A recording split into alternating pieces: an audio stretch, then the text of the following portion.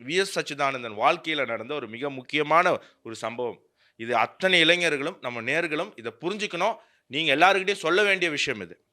1962ல நமக்கு தெரியும் இந்தியா, சீனா வார் நடந்துகிட்டு இருக்கு. போர் போய்க் கொண்டிருக்கு.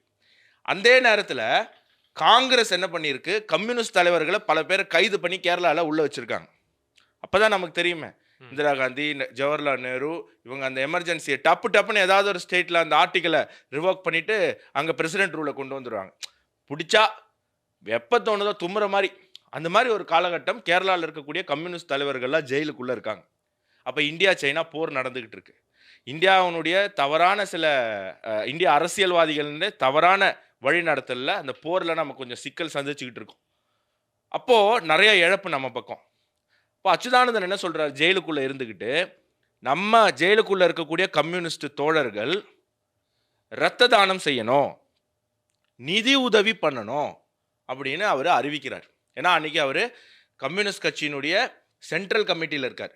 கம்யூனிஸ்ட் கட்சியிலேயே முக்கியமான 2வது கமிட்டி அது. பாலிட் பியூரோக்கு அடுத்து சென்ட்ரல் கமிட்டி. அந்த சென்ட்ரல் கமிட்டில இருக்காரு. அப்போ அவர் வந்து ஒரு பெரிய தலைவர். அவர் சொன்னா அது பெரிய அதிர்வலைகளை ஏற்படுத்தும். அப்போ கம்யூனிஸ்ட் கட்சியில இருக்கக்கூடிய ஒரு தலைவர் இப்படி சொல்லிட்டாரே அப்படின்னு அதே ஜெயில்ல இருந்த ஓ.ஜே. ஜோசப் அப்படிங்கிறவர், அவர் தான் ஜெயில்ல இருந்த கம்யூனிஸ்ட் கட்சி தோழர்களுடைய கூட்டமைப்பினுடைய தலைவராக இருந்தார். அவர் அதை எதிர்த்து பேசுறார்.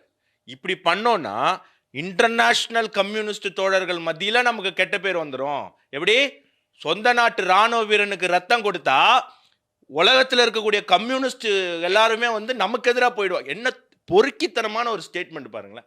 வி.எஸ். அச்சுதானந்தன் ஒரு உண்மையான இந்தியராக ரத்தம் கொடுக்கணும் நம்ம ராணுவ வீரருக்குன்னு சொல்லும்போது, உலகத்துல இருக்கிற கம்யூனிஸ்ட்காரங்களாம் நமக்கு எதிராயிடுவாங்க. நம்ம சைனாக்கு எதிரா போகக்கூடாதுன்னு கம்யூனிஸ்ட் கட்சியினுடைய ஓ.ஜே. ஜோசப் அப்படிங்கிறவர் சொல்றதோட மட்டும் இல்லாம சென்ட்ரல் கமிட்டியில இருந்த வி.எஸ். அச்சுதானந்தன இழுத்து கீழ போட்டு பிரான்ச் கமிட்டிக்கு அனுப்புறாங்க. சென்ட்ரல் கமிட்டி வந்து 2வது முக்கியமானது. பிரான்ச் கமிட்டி இருக்கிறதுலே கீழ இருக்கக்கூடிய ஒரு பொறுப்பு. அந்த கமிட்டிக்கு பனிஷ்மென்ட்க்காக அனுப்புறாங்க.